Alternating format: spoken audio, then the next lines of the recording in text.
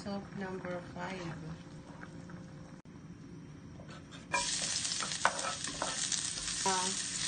Balls ng kambing. And then, ayan yan. Mr. Cooker na yan. Ayan pa. Ito tayo ng sampalok powder.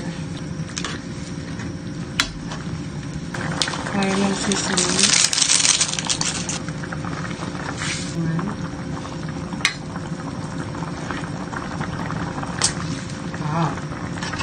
Masarap pala. Tapos, ready to serve na to. Soap number 5. Ito ay nasa goat or kambing.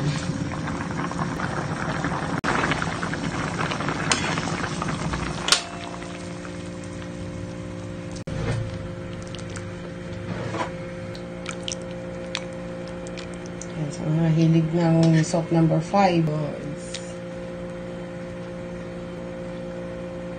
So, yan yung balls, guys.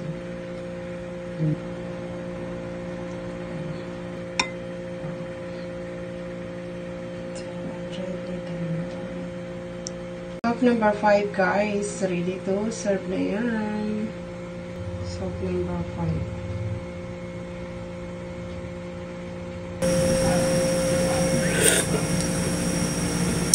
Yummy. Pero nandun pa rin yung goat na smell. So, tikman lang natin ng very, very light. Nakasabihin naman nag-iinarte ako.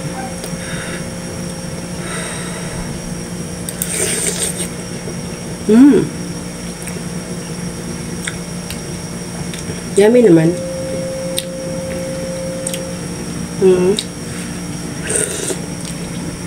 At sa mga ano to guys, pulutan. Yummy. Pulutan siya. Soap number 5, goat.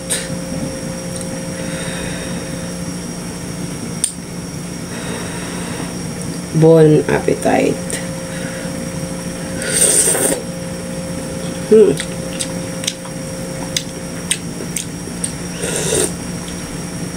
Yummy.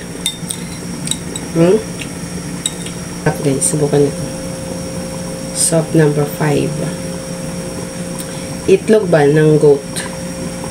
Masarap.